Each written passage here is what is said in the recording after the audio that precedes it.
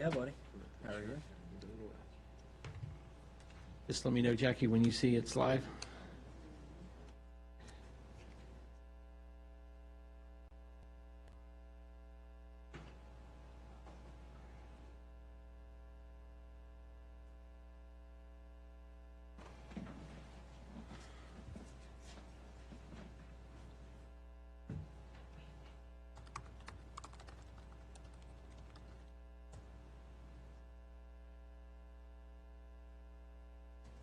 All right.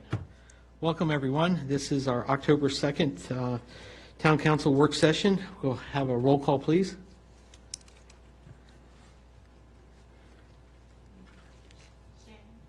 Here. Here. Here. Here. Here. Here. All right, fine job there. All right, our first item here is our park public safety and lights. So Chief Lanes, why don't you just give us a little background and why we have this on the work session agenda? Okay, so at night, the park is just pitch black. And now that we have the playground up there, just my suggestion to you as your police chief and assigned with safety is, so I went up there the other night to drop off some cones about 9 o'clock, and when I didn't, you can't see anything.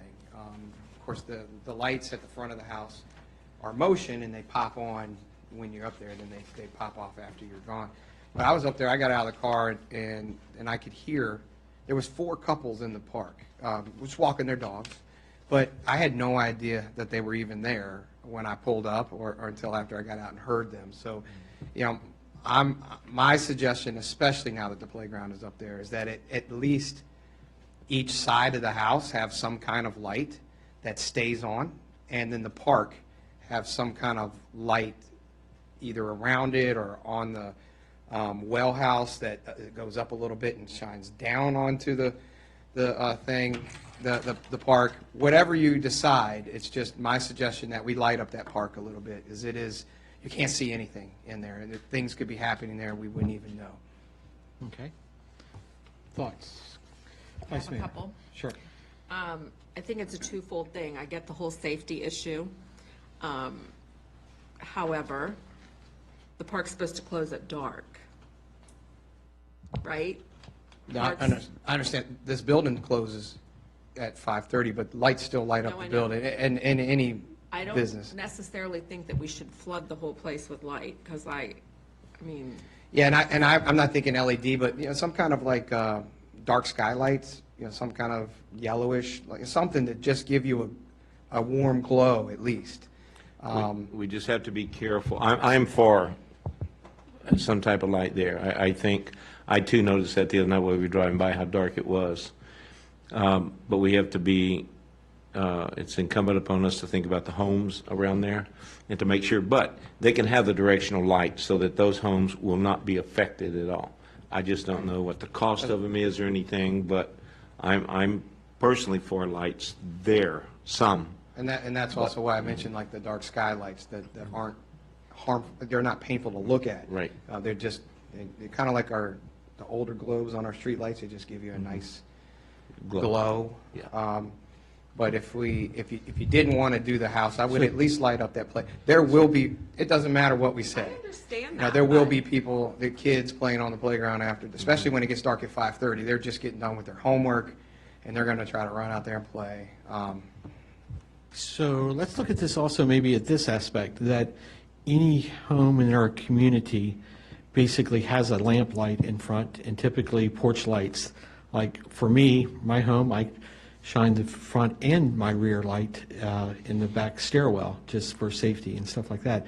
So what if we did maybe have, look at it with the aspect of if it was a residential house, and at least that warm consistency that would be on Blight Drive would be on the other streets that surround the park, but using the home or the building as an example of a home, and did some type of just where it stays on, obviously maybe a dusk to dawn thing where you're at least lamping it to the same standard as our communities. Thoughts on that? For the house, I don't have a problem with that. I'm not sure about the Okay. playground. Okay. So- I like- I mean, maybe if there's some way for the playground to put a motion detector light over there, so if someone goes across it, it's gonna come on, but to leave something on all the time, you know, through the whole dark, I don't know about that, but. So, go ahead. Don't we have a general development plan for the town park? So wouldn't that general development plan already show where we plan on placing Yeah. lights throughout the park? So if we were gonna be spending money, why don't we just go in conformance with what the general development plan says and put them where they show them? Yeah. Granted, we've probably gone a little different than what the actual plan shows in regards to where the playground is. Location. But the house is still the same. Yeah, We yeah, can still go ahead and place those lights. I agree in regards to lighting up the playground for the mere fact of we don't want to have any type of congregation over there or loitering or graffiti going on any of that equipment. So obviously, light always deters crime. And so in my aspect, I would say, what does the general development plan look at? And then from there, send it to the ARB for the types of lights, and send it to the planning commission for position of the lights, and let's get them going. I So- just wanted to add that Louis Sublett came in and he did recently put lights on the front of our building to help us with lighting here. He made a recommendation. I asked him, I told him we're going to be talking about it tonight. What would he recommend since he does this so often? And he said, I told him eventually we want to put a pavilion behind the playground. That is our long-term plan with the GDP that we have.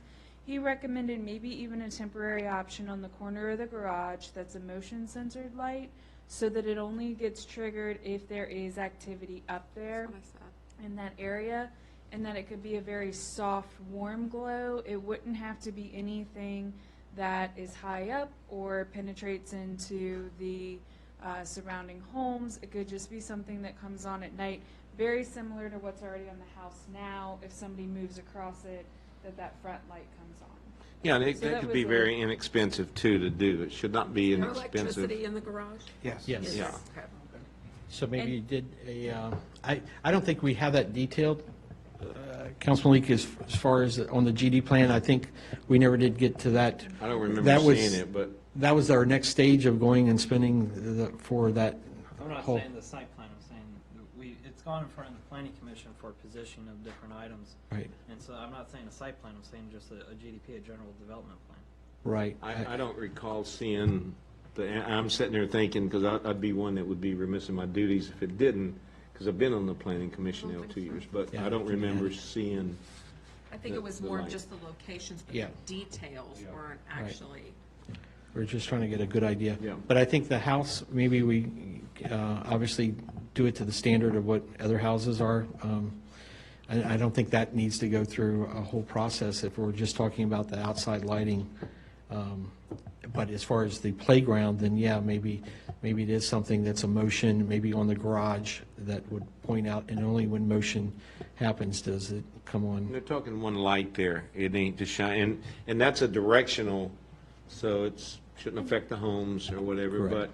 I mean, animals can set it off or anything, but regardless, no, that's okay. I was just gonna say, I think the one light Would help. would suffice for now until we get the pavilion done, and then you have some other Right. lightings. Councilman Day.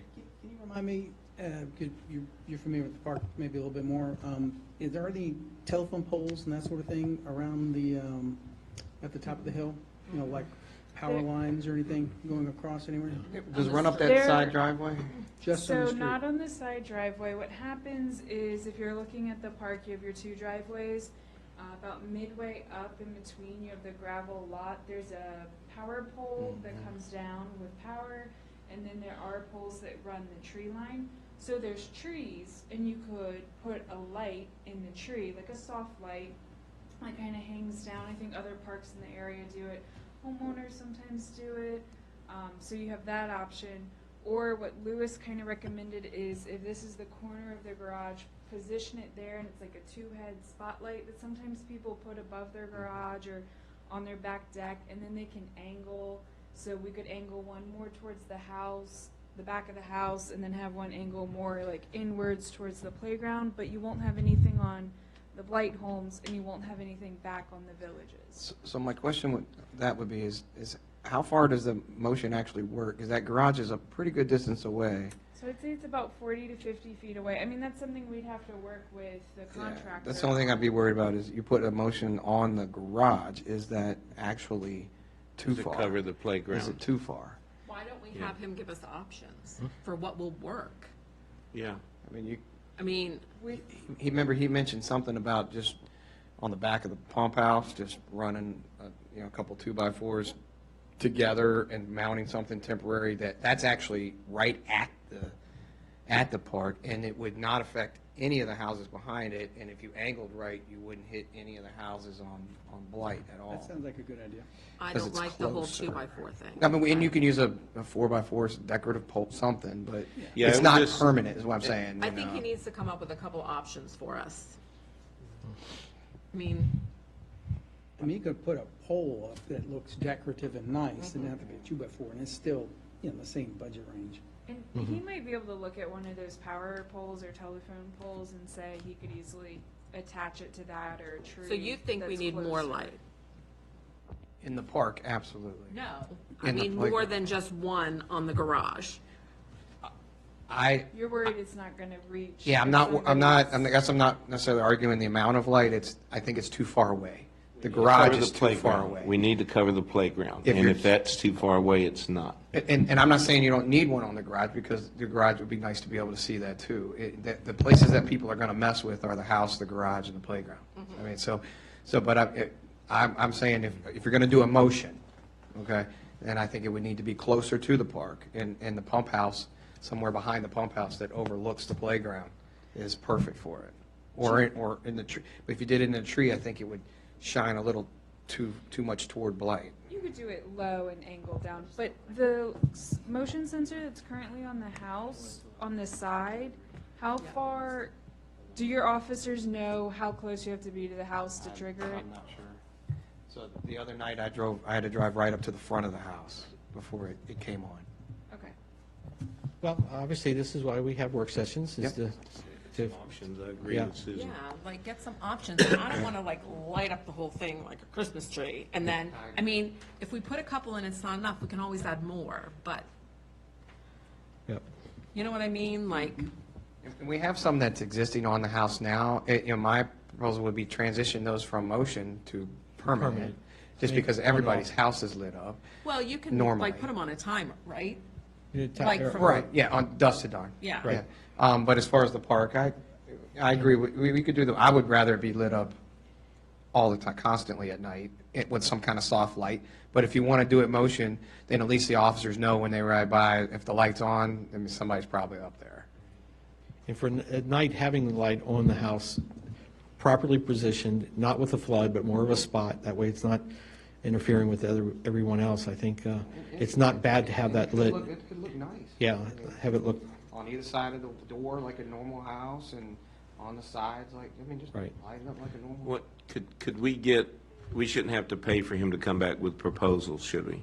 I agree with Vice Mayor, come back with several proposals and let's take a look and, see We what it don't want looks it to like. look commercial. We want it to look like it's been there and it belongs there. And we can always add more. Yeah, I mean, we once can you- start with motion and then, And once the pavilion, I think this all goes away. Yeah. you know. absolutely. Then we just have Pavilion, some soft and you would light. have the light right on it. Inside I mean, the you don't even, pavilion. and you can, like other residential homes where they light from the bottom. They just light the house up. Right. It doesn't, and that's not harsh at all, but, oh, that's true. you know. I've always thought it was dark over there, but I Super do dark. think we have to be cautious of our neighbors. I agree with you there. It's really dark. It's a common area. People can just pull on it, and if something were to happen, assault-wise, yeah, it's better to have some kind of lights going on up there.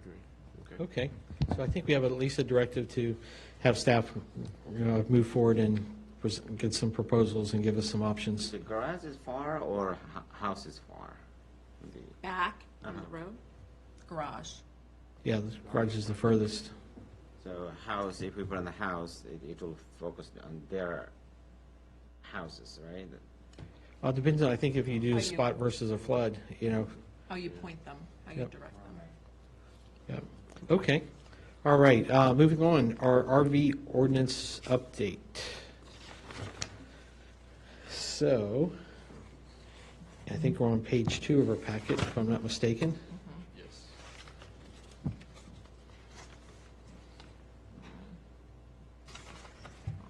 So, last time this was discussed, one of the things we were looking at was the definition of a commercial vehicle and a recreational vehicle. I think this is a good definition, so I just wanted to see where you all were with this. Okay. The one thing I did have a question about, not necessarily the definitions, but I don't know if this is something we want to look at, is we have so many, I mean, we are a small town, we have so many business properties that back up to residential properties, not in the industrial area, but just like regular out here, that if there's some kind of provision you can put in for them, if they have commercial vehicles or whatever that belong to the business, that they can keep them, you know, they can screen them from the residential. Do you see what I'm saying? Right, so, Greening commercial vehicles. Just from the view of the residents. You know what I mean? Like if there's some way that, I don't know. I mean, proper screening would be done during a site plan Right, phase too. right. And adequate with our landscape buffers that are necessary. Mm-hmm. Outside of that, if the property is zoned, it's proper zoning and they're allowed to have the vehicles on there. Mm-hmm. In my instance, they're allowed to be there. I think what I'm saying is to get away from people, you know, saying, oh, you can pay me $50 a month and park your thing here. You know what I mean? Well, Like, if it and- belongs to the business, it belongs to the business, but storage facilities belong in the industrial section, not in the regular B1, B2 commercial areas. so just it my- would be, if it's, We have storage yards defined within our zoning ordinance as is. so the concern is that a B2 being next to, say, a residential and having screening that from either the street or from another I don't know. residential. It's just another aspect of it that I was thinking Right. about. I think it'd be hard for instance, I mean, you have Winterham, Mhm. which backs up, and Winterham, they haven't done the second half of their site plan there on the other building, but, I mean, if they're parking, that's zoned, B2? I believe so, yes. And, I mean, if they're parking commercial vehicles there, I mean, it's a heavier use zoning, and even though it does line up on Fayette Street, I mean, you can't, there's only so much square footage on a lot to work with. It's hard to then tell the property owner, okay, now you're gonna have to cordon off this section strictly for vehicles of this length or this weight, and to be able to go. But you see, I'm not saying for the people, for the businesses that are there. I'm just saying I feel like, and I don't know if this is truly happening, but there are certain properties in town that might be allowing other people to park their commercial vehicles. Oh, yeah, I mean, you go in the industrial, you've got But everything from that's soup. different from being right up next to residents that live in town. You see what I'm saying? Yeah, For let resident. me do some Okay. investigation, and I will send something out to you to kind of see if I think I get where you're at. So I'll just have to do some investigating to see what other localities have done, or And if it's what options enforceable, we I mean, have. it might be something that you have to get with. Yeah, exactly, yeah. Okay.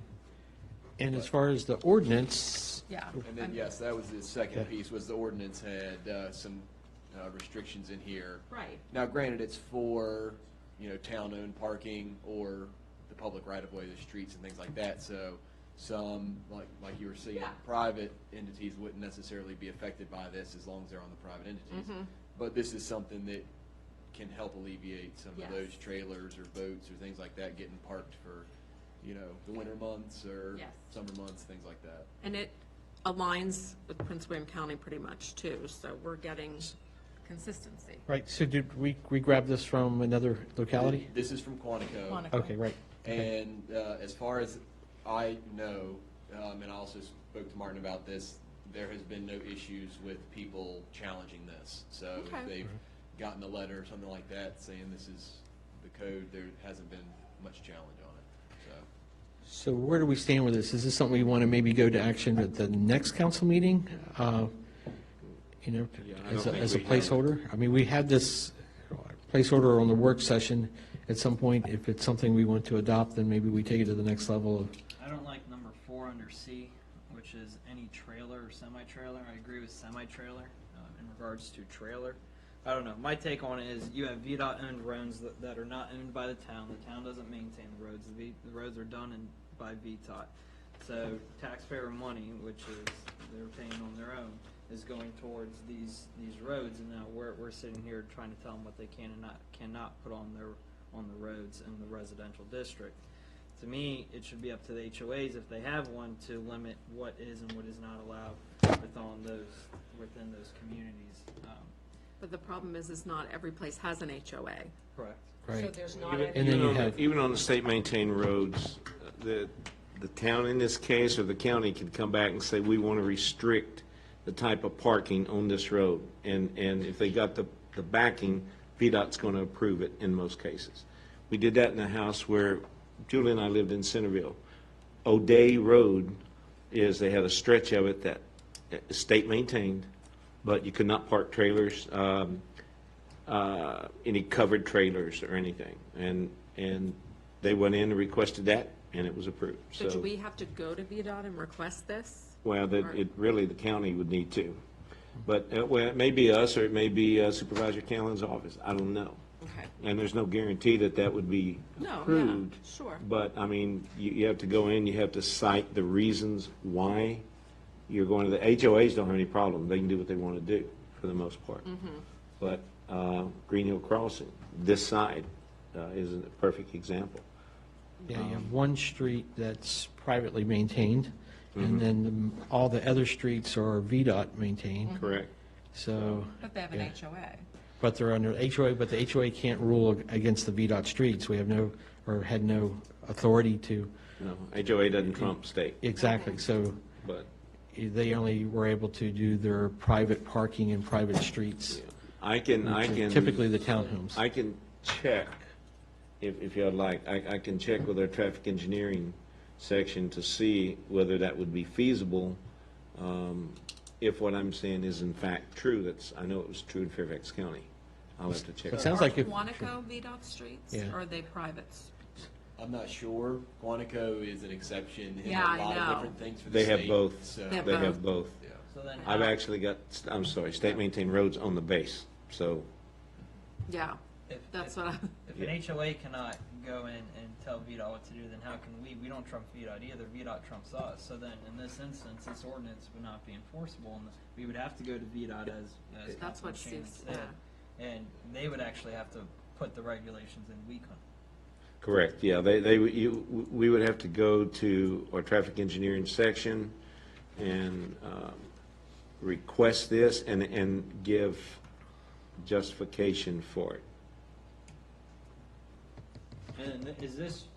Are we thinking just in regards to these roads within residential districts, or are we also talking their driveways, their garages, X, Y, and Z? I think originally when we were looking at that, we were looking at individual lots, if I'm not mistaken. You know, I where mean, you- of course you can store it inside your garage. I Right. mean, you can't see it. But what if the garage door is open, now you can see it? My take on it is it's somebody's personal property that they bought, they invested in, and it's their right to be able to store whatever they want as long as it's legally allowed to be stored on their property. If it's something that is, if we're worried about a Class A RV being in a driveway or something along those lines, okay, I can see a Class A RV being a 45, 50-foot RV that stands 18, 20, 25 feet tall. But at the same time, it's their property, their driveway, they own it, we don't own it. We don't maintain it, they maintain it.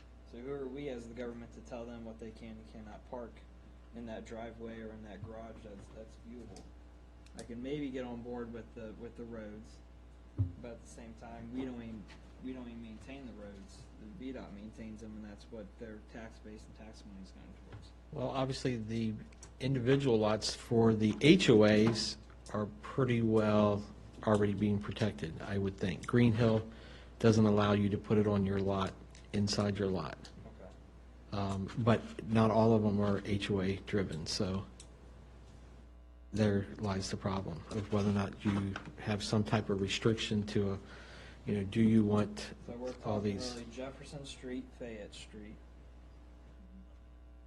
Jefferson, Fayette, and Green Hill Crossing as well, right? you would also No, say it's not. some of Green, like, Green Hill Crossing is state maintained. That's one I just got paved. That's state Yeah, we're maintained. talking, who doesn't have VDOT, who doesn't have an HOA is what we're Got saying. it, got it, got it. Yeah. So Okay. we're saying Jefferson, Fayette. some Yeah, of Blight, exactly, yeah. Madison, Madison. Court, and Street. Part of Blight, did you say the back? Yeah, Mhm. Yeah, back part of Blight. I have a question. Are there any current or historical issues that we're trying to resolve?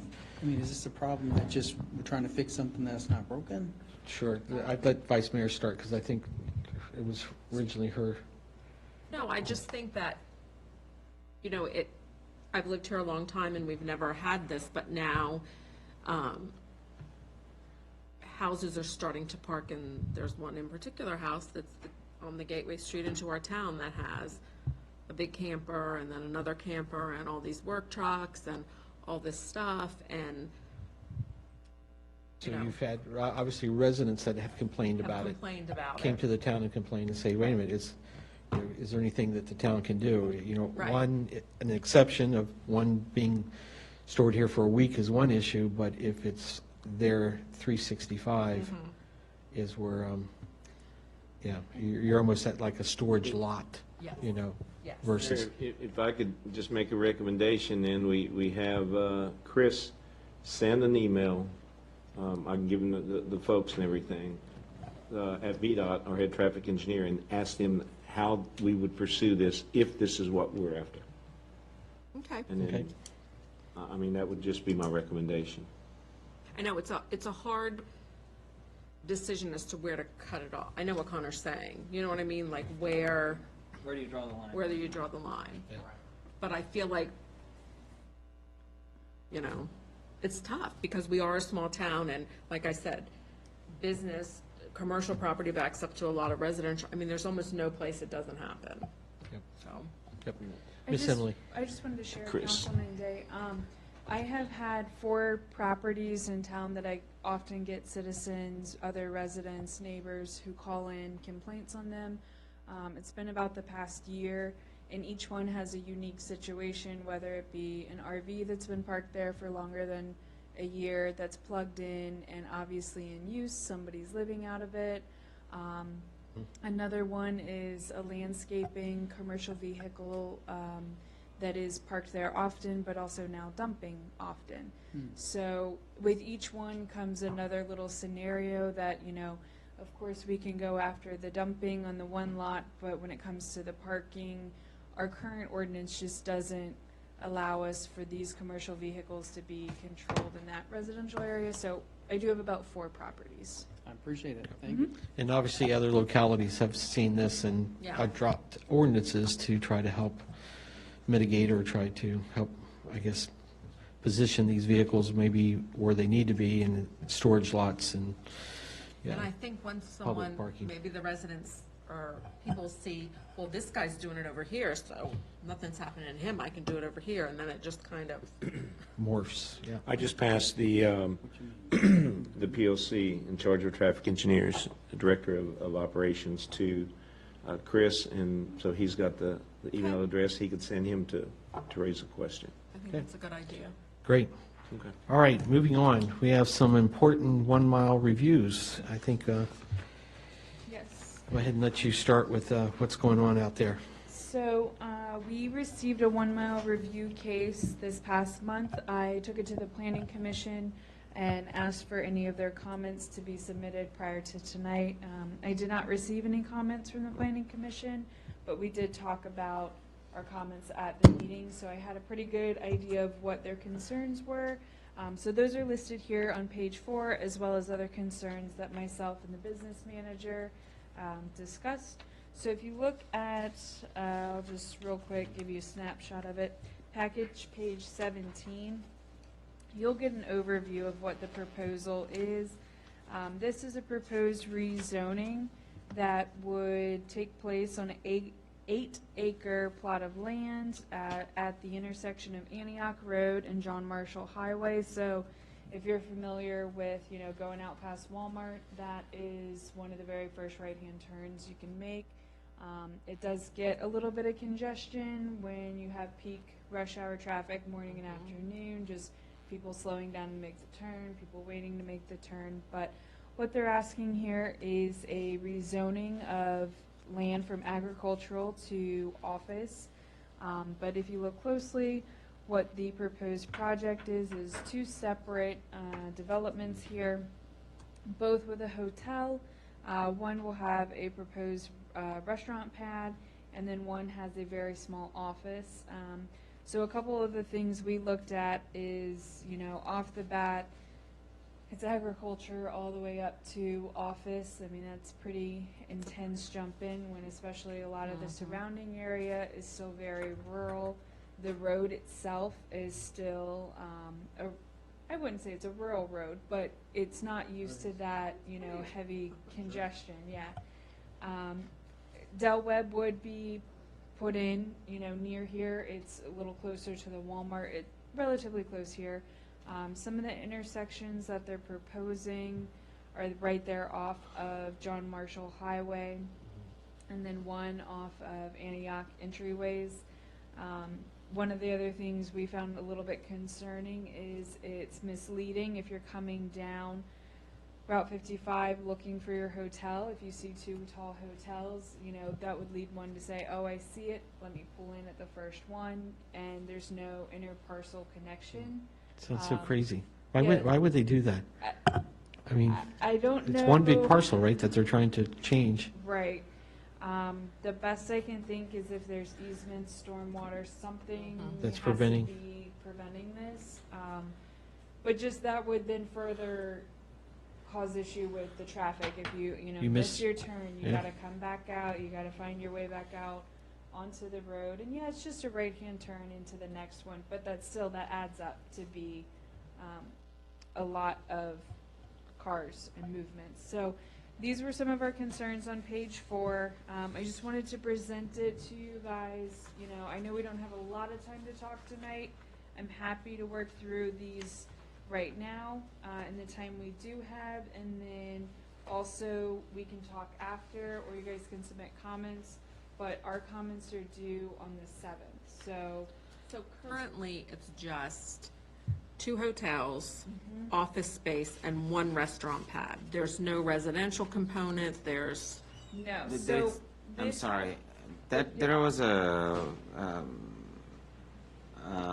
residential home proposed in there, right? That on the Antioch and, Across the further. street on 55, further down, they Yeah. have the subdivision going in Del there. Webb subdivision, Yeah. the retirement community. So I'm sorry, go ahead.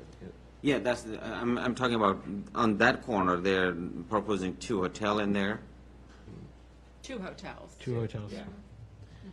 And we How discussed, that road can handle. Well, that's the- definitely our that's questions. our concern. These comments here, and that's why you didn't get anything from the planning commission, I don't think, is because we felt that what we wrote down then. The bottom line is there is no plan to widen that road. Right. None. 2 lanes.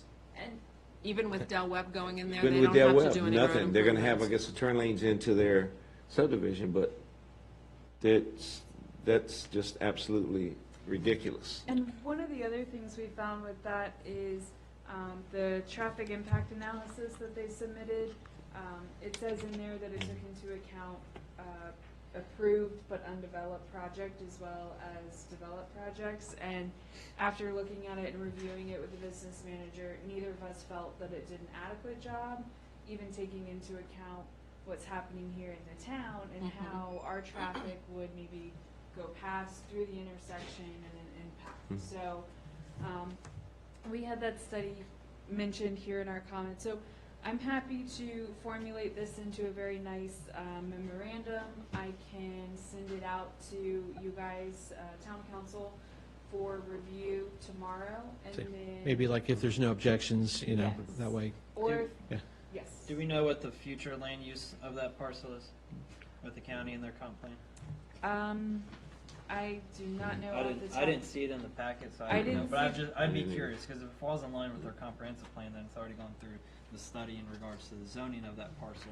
If it does not fall in line with the future land use, then That might be a reason to, an easy reason to say no. You know, one, No. one big issue we brought up too is the issue we already have with the train tracks. And you're gonna add Yeah. that many more cars. Yeah, I don't like upzoning from A1 to something else. Obviously, I understand property owners' rights in regards But that's a to- huge jump. that's a, It is a big jump from A1 to, what is their zoning request again? Their zoning request M, is up to, let M me see something. exactly what they call it. Can't be M is industrial in the county. OM, office mix. Yeah, office mixed OM. This is I just parcel pulled up here, isn't it? GIS. GIS says that the land use is a community employment center. This Yes. long-range land use classifications for sites at or near intersections of principal roads or commuter rail stations. It That is allows not any- 75% employment use and 25% retail and/or residential, 6 to 12 dwellings per acre. And one thing I just want to bring up, and I know it's been a year and a half since we had our latest rezoning with Crossroads Village, but we did submit we submitted that plan to the county, and one of their remarks back was that that rezoning did not conform and pair well with their community employment center, and rather the project competed. So that was one comment we got back, but And that was with our rezoning, though? yes, that was with the rezoning and the GDP. Okay, so they that was weren't, they were, presented. oh, okay. So they weren't in favor of the residential dwellings? Mhm. and thank you for your comments. So I can prepare a nice memo response, send the draft to the council tomorrow, and then give you guys a long weekend, Friday, Saturday, Sunday, to review, if no objection, or if you do have comments you'd like to add, I can then pretty it up Monday and send it over.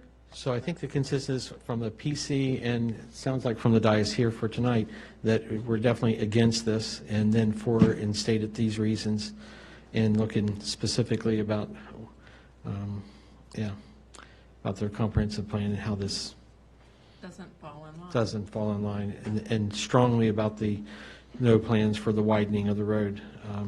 Yeah, And infrastructure the cannot. interparcel connection, that seems to me a disaster, that the fact that they wouldn't allow both of those to share the parking and at least be able to connect over, drive over to the restaurant, or you have to go back out on 55 only to turn right back in.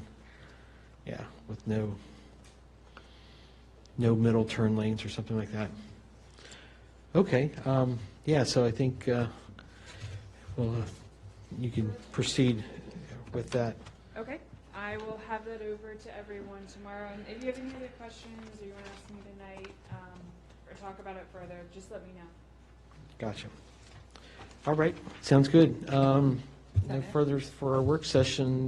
Motion to adjourn. There you go. Second. And second by Councilman Shannon. All in favor, say aye. Aye. All right, thank you all. We'll be back at 7 o'clock. I'm very fast with that, very fast. Very quick with that motion. That was quick. Second.